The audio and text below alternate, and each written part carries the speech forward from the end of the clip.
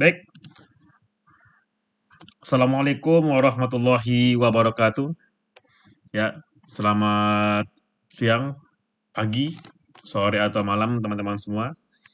Ya, kembali dengan saya ya di mata kuliah Arsitektur dan Organisasi Komputer. Ya, baik. Langsung kembali ya kita berdoa semoga kita selalu dalam keadaan sehat dan berkah Allah. Amin ya rabbal alamin. Baik teman-teman. Kita mulai pertemuan kita pada hari ini dengan baca basmalah. Bismillahirrahmanirrahim. Baik, langsung aja ya. Pertemuan kita hari ini membahas tentang memori ya. Pada pertemuan kali ini kita akan membahas tentang memori. Baik. Kalau pengertiannya ya, memori ya itu adalah salah satu komponen kunci, komponen penting ya dalam arsitektur komputer ya. Dia ini bertanggung jawab untuk menyimpan data dan instruksi yang digunakan oleh prosesor. Ya, jadi ini menyimpan instruksi sementara. Memori dalam arsitektur komputer dapat dibedakan menjadi beberapa jenis, teman-teman. Ini bisa kita bedakan berdasarkan kecepatannya, kapasitasnya, fungsi dan kegunaannya. Ya, ada beberapa jenis memori yang ada di arsitektur komputer tersebut. Jadi memori ini intinya adalah dia ini komponen pentingnya karena jika memori ini bermasalah, maka instruksi itu bisa terkendala, maka bisa nanti tidak jalan karena salah satu jenisnya fungsinya adalah dia menyimpan instruksi sementara ya di arsitektur komputer di prosesor. Ya, dia menyimpan instruksi sementara. Jadi sangat penting dan tidak boleh bermasalah gitu ya. Nah, sekarang kita masuk ke hierarki memori. Apa aja hierarki memori? Ya. Jadi teman-teman, memori komputer ya, itu biasanya diatur dalam hierarki berdasarkan kecepatan akses dan kapasitasnya. Di mana hierarki memori ini dirancang untuk mengoptimalkan kinerja sistem dengan menyeimbangkan antara kecepatan dan biaya. Ya, hierarkinya. Levelnya itu ya, yang pertama ada istilahnya itu namanya itu adalah register. Ya, apa ini register? Itu memori tercepat yang ada di dalam CPU. Register. Ya, ini digunakan untuk menyimpan data dan instruksi yang sedang diproses. Ya, dia menyimpan sementara ya instruksi yang sedang diproses di register. Makanya tadi dibilang memori ini komponen yang sangat penting karena jika memori bermasalah, maka register tidak punya tempat untuk menyimpan instruksinya secara sementara. Jadi sangat penting ya memori ini. Yang kedua ada cache, teman-teman. Ya ini memori cepat yang berada di antara register dan juga RAM. Jadi dia di antara register dan juga RAM. Tes ini biasanya dibagi menjadi beberapa level. Level 1, 2, dan 3. Dengan level 1 sebagai yang tercepat dan terdekat dengan CPU. Ya. Lalu ada juga namanya itu RAM. Ya, itu Random Access Memory. Ini merupakan memori utama ya, yang digunakan untuk menyimpan data dan program yang sedang berjalan, di mana RAM lebih lambat daripada cache tapi memiliki kapasitas yang lebih besar. Ya, teman-teman ya. Yang paling kecil itu register, cache dan RAM paling besar. Namun dia lebih lambat ya, namun dia memiliki kapasitas penyimpanan yang lebih besar ketimbang cache dan juga register. Lalu yang terakhir namanya itu adalah storage. Itu hard disk drive, HDD atau SSD. ya. Sekarang sepertinya kalau kita membeli komputer atau laptop, eee, emang sih masih ada yang pakai apa ya, hard disk ya. Cuman sekarang umumnya sudah pakai SSD ya untuk memorinya, untuk memori storage penyimpanannya. Di mana storage atau memori penyimpanan ini, memori yang digunakan ya untuk menyimpan data secara permanen. Jadi dia menyimpan data secara permanen, data apapun itu teman-teman. Hard disk dan juga SSD jauh lebih lambat dibandingkan dengan RAM, apalagi cache, apalagi register, tetapi memiliki kapasitas penyimpanan yang jauh lebih besar juga. Jadi ini ya dari atas ya register, cache, RAM, storage. Kalau kecepatannya itu makin lambat, register, cache, RAM, memori, ada storage. Namun kalau untuk kecepatan itu dari register ke RAM ke storage lebih lambat. Namun kalau untuk penyimpanannya itu lebih besar, makin besar. Register paling kecil, cache lebih besar, namun lebih besar RAM, namun lebih besar storage seperti itu. Level hierarki memori. Sekarang jenis memori. Ya, apa-apa saja jenis-jenis memori. Yang pertama ada namanya register. Tadi ya. Lokasinya di mana? Lokasinya di dalam CPU. Kecepatannya itu sangat cepat. Ya. Ini apa ya? Ini adalah identitas dari register ya. Lokasinya di CPU, kecepatan itu sangat cepat, paling cepat ya. Kapasitasnya sangat kecil, paling kecil. Biasanya puluhan hingga ratusan register saja. Sangat kecil. Fungsinya menyimpan data dan instruksi yang sedang diproses oleh CPU. Maka dia harus cepat. Karena kalau data tidak cepat, dia instruksi tidak akan bisa berjalan dengan baik. Yang kedua namanya cache. Lokasinya itu di dalam atau dekat dengan CPU. Ya. Kecepatannya lebih lambat dari, dia masih cepat ya, namun dia lebih lambat dari register dan dia lebih cepat dari RAM.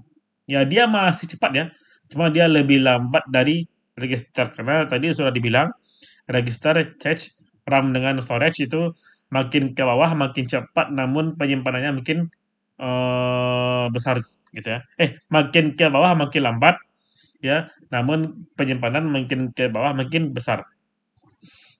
Jadi kecepatan itu masih cepat, namun lebih lambat dari register, tapi lebih cepat dari RAM dan juga storage pastinya.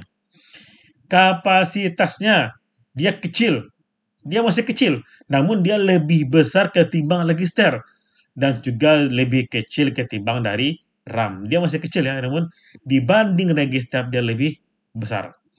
Biasanya hanya beberapa KB hingga beberapa megabyte ya. Fungsinya yaitu menyimpan salinan data dari memori utama untuk mempercepat akses data yang sering digunakan. Itu cache ya. Lalu ada lagi itu RAM, itu random access memory. Lokasinya ini di motherboard komputer maupun laptop ya. Lokasinya itu di motherboard, tidak lagi di CPU. Kecepatan ini dia agak lambat ya, dia agak lambat. Dia lebih lambat ketimbang register tapi lebih cepat ketimbang storage. Dia ini sudah lambat ya, sudah agak lambat sedikit dan dia lebih cepat, tapi dia lebih cepat ketimbang storage dan dia lebih lambat ketimbang cache atau register pastinya. Kapasitasnya lebih besar dari cache, biasanya berapa gigabyte. Ya, karena kalau cache itu maksimal itu berapa megabyte saja. Ya, ini dia bisa beberapa gigabyte. Dia lebih besar ketimbang cache karena emang namun dia lebih lambat, namun dia lebih besar penyimpanannya. Tapi dia jauh lebih kecil ketimbang storage, ya. Ada beberapa jenis RAM. Yang pertama DRAM. dynamic RAM, ya, yaitu memori yang perlu disegarkan secara berkala. Ya, perlu dia refresh secara berkala. Yang kedua, SRAM, static RAM, lebih cepat dan lebih mahal dari DRAM dan tidak memerlukan penyegaran. Dia bisa menyusun otomatis. Ya, ini RAM, Random Access Memory. Nah, sekarang ada namanya itu ROM, Read Only Memory.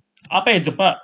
Nah, dia ini identitasnya, lokasinya itu pada motherboard atau perangkat keras lainnya.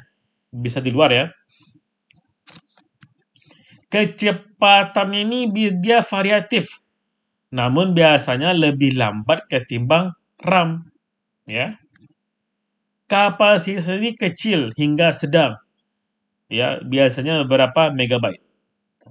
Dan fungsinya adalah untuk menyimpan firmware atau instruksi yang tidak boleh diubah dan digunakan untuk booting sistem. Jadi tidak boleh diotak-atik ya. Sistem ada instruksi-instruksi yang tidak boleh diotak-atik. Karena kalau itu diotak-atik maka sistem akan gagal. Nah, itu dia disimpan di ROM.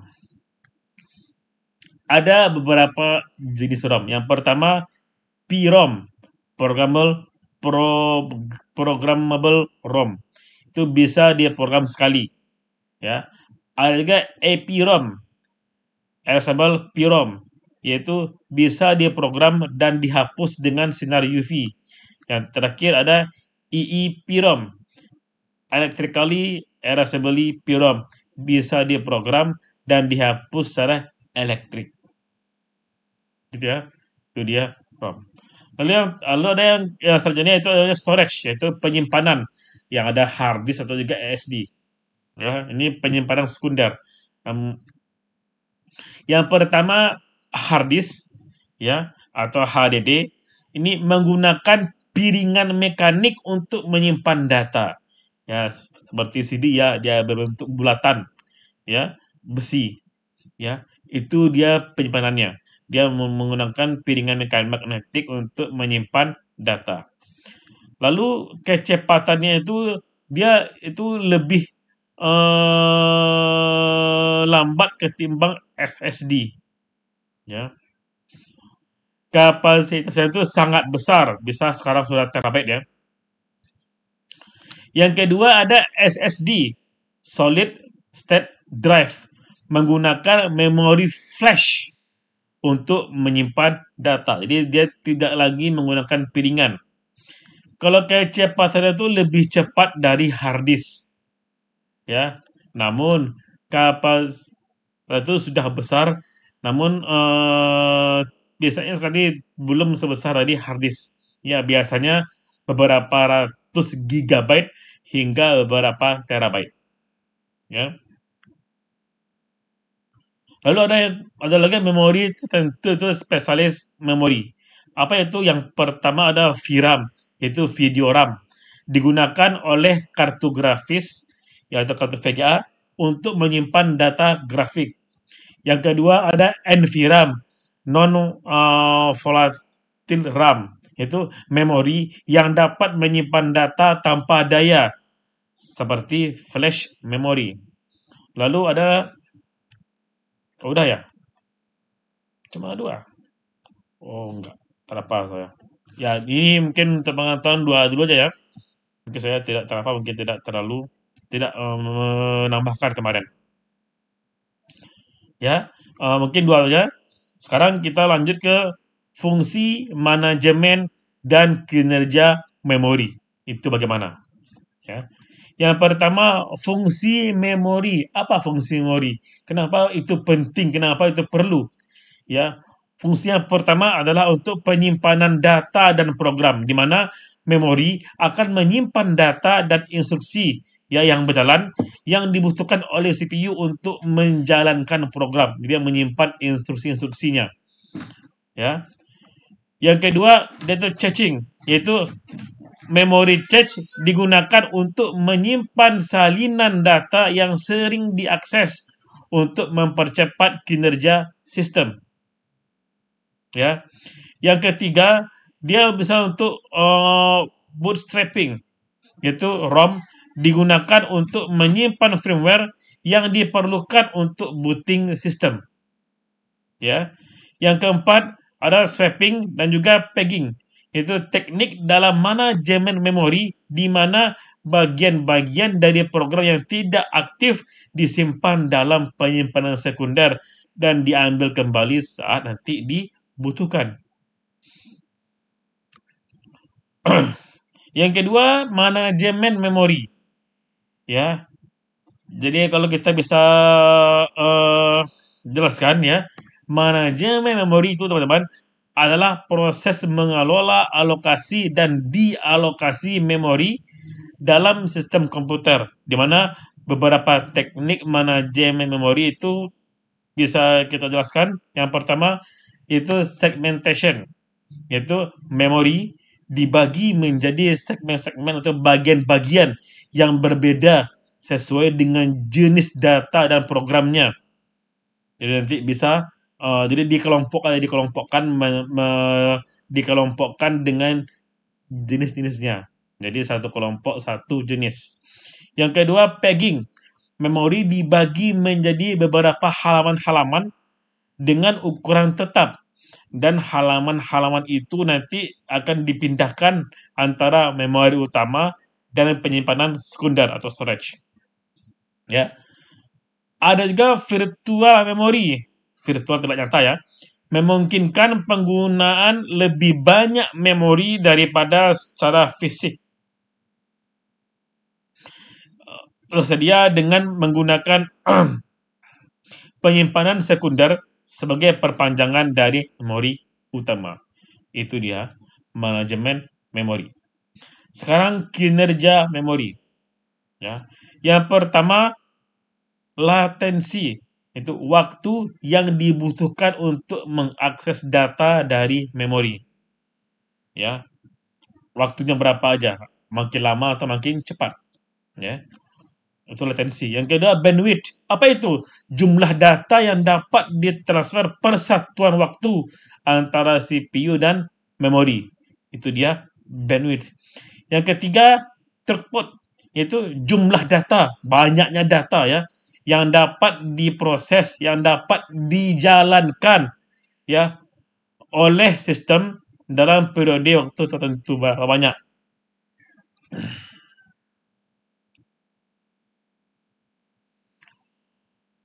Jadi teman, intinya kalau bisa kita simpulkan, memori itu adalah komponen vital yang sangat penting dalam arsitektur komputer yang berperan dalam menyimpan dan mengelola data serta instruksi yang dibutuhkan oleh prosesor.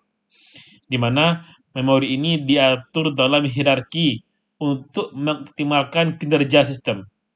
Dengan setiap level memori menawarkan kecepatan dan kapasitas yang berbeda.